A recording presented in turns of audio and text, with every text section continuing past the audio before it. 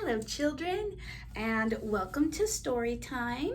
Today's book is called Malala's Magic Pencil, and it's by Malala Yousafzai with illustrations by Kerascoët. And I love the illustrations, so I'll show them to you. Okay, here we go. Malala's Magic Pencil.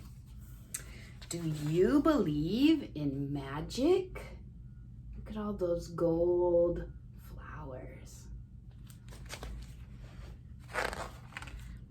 When I was younger, I used to watch a TV show about a boy who had a magic pencil. If he was hungry, he drew a bowl of curry and it appeared. If he and his friends were in danger, he drew a police officer.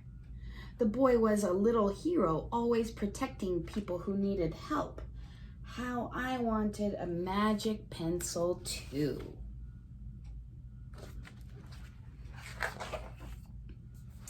If I had a magic pencil, I would use it to put a lock on my door so my brothers couldn't bother me.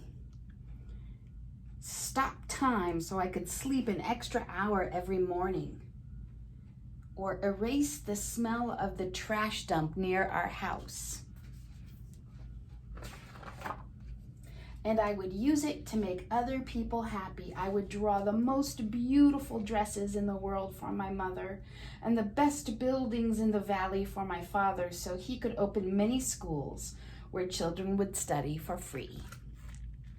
A proper ball so my brothers and I no longer had to play with an old sock stuffed with rubbish.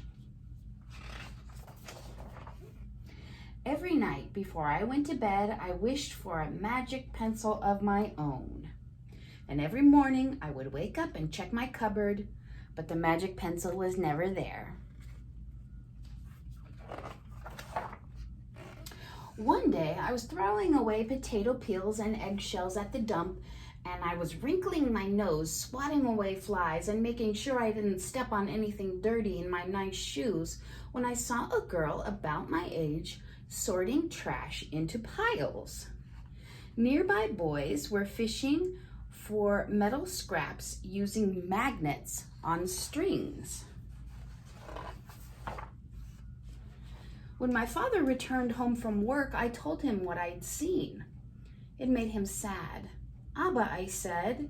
"Yes, Johnny," he said back. I always liked it when he called me Johnny, my dear one. "Why haven't I seen that girl in my class?" "Because," he said, "because he didn't finish Sorry, I messed up. Let's try it again. "Because," he said, but he didn't finish right away. "Because, Johnny, in our country, not everyone sends their daughters to school, and some children must work to support their family. Those boys will sell the metal scraps they find. If they went to school, their families would go hungry. School was my favorite place, but I had never considered myself lucky to be able to go." My father had always said, "Malala will live free as a bird."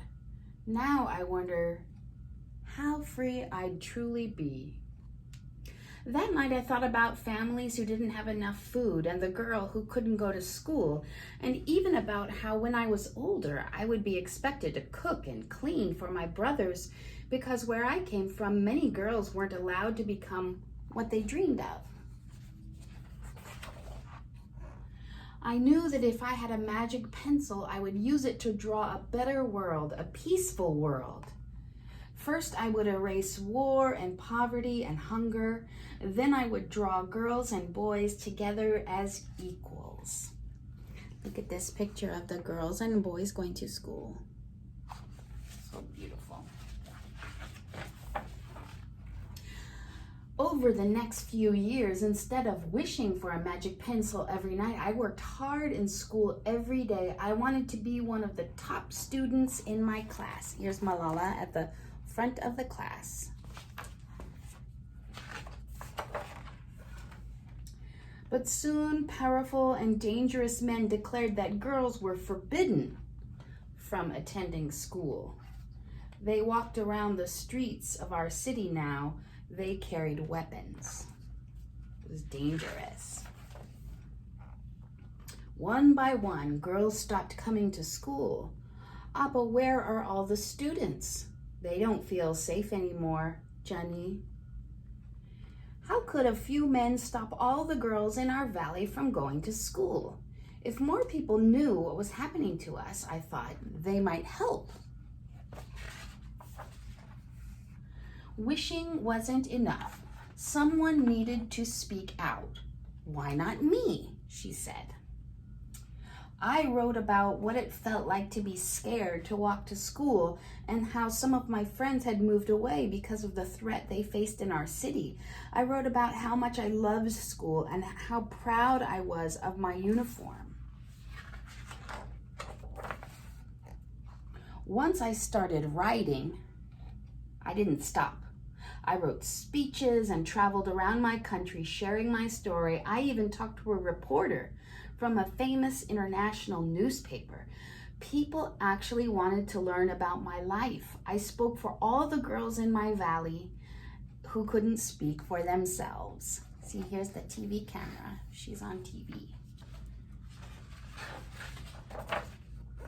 My voice became so powerful that the dangerous men tried to silence me, but they failed. Look at all these people with signs. And now my voice is louder, louder than ever. Louder because people have joined me, and together we make a chorus, standing up for what we believe. We raise our voices for those in need. We help people in danger, even if they are an ocean away. We think of the world as a family. See all the people with their "We Stand with Malala" signs. I am Malala. Education for all. Everybody needs to go to school. Do you still believe in magic? I do. I wrote alone in my room, but people all over the world were reading my story. Millions now know, and it has helped me spread my message of hope. I had at last found the magic I was looking for in my words and in my work. I am Malala. I've always wished I could make the world a more peaceful place, and every day I work to make my wish come true. She says, one child, one teacher, one book, and one pen can change the world. Amen. That's the end. And look, here's a story about Malala's life. And Malala is a true story of a real person. She wrote a lot of articles and speeches, and she spoke to a lot of people, and helped to change the rules in her village and in her valley, so that everybody could attend school, including all the girls. So, thank you very much for joining me for Malala's Magic Pencil. Thank you. Bye-bye.